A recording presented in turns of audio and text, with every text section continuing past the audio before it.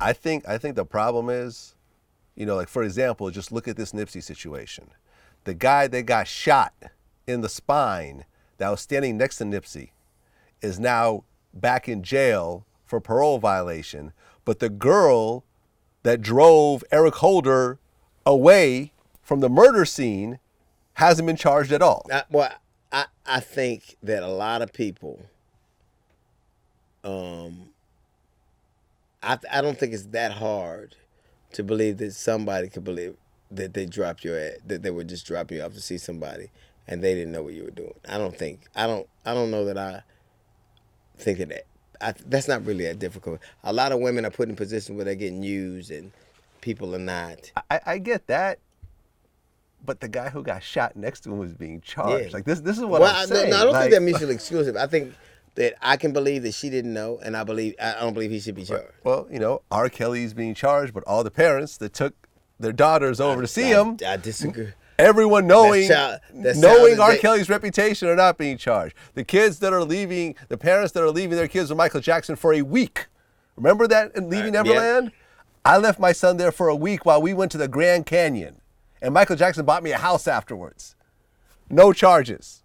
Nothing. I agree. But Michael Jackson's the monster, but everyone who's enabling him is a victim also. Yeah, I agree. That. I think that I think that those children, those parents, are responsible for delivering their children to monsters, and they should be charged with neglect. That's what it is. That's what it is. Well, listen, D.L. Hughley, always a pleasure. Likewise, man. Rest in peace, Nipsey Hussle. For sure. And in every tragedy, we mourn the people who we lose, but as important as it is with the mourning is to look at where that person may have made some mistakes and learn from those mistakes. Sure. Nobody is 100% right or 100% wrong. Everybody makes mistakes. And for the people who are still left on this earth, you have to look at those mistakes and internalize them and learn from them. And understand what they mean. And understand what they mean. And I think I just don't think, regardless of the good you want to do and the things you have in your heart, you can't be that accessible. Yeah. I just don't. I think that this notion that you have to be in a situation to be of it and to have it wasn't all people from the 60s that were lining those streets. Mm-hmm. It wasn't all people from his neighborhood. It was people from all walks of life. And so you have to understand, if you want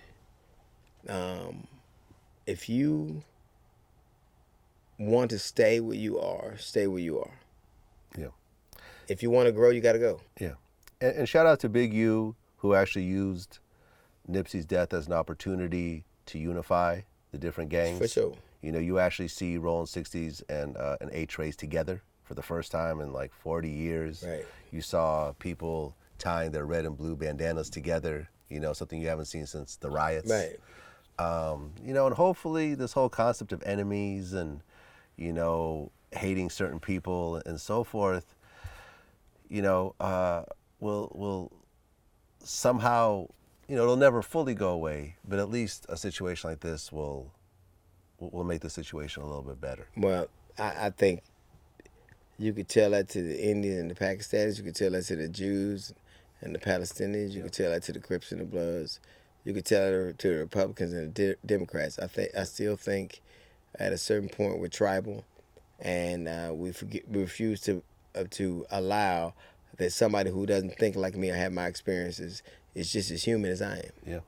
Well, someone told me something interesting that actually affected me because, when I was arguing with people about the Dr. Sebi thing, someone tweeted me and said, the effort you take to argue against conspiracy theories is the same amount of effort that they're using to argue for them. And I said, wow, I never realized that. Yeah. I'm going to stop, unless I'm getting paid for it like I'm doing now, right. I'm not going to just use my spare time to just argue with people. You can't, can't prove a negative. You can't prove. I can argue right now. I can say this building doesn't fall down because I'm in it. You can't prove that ain't happening. Right.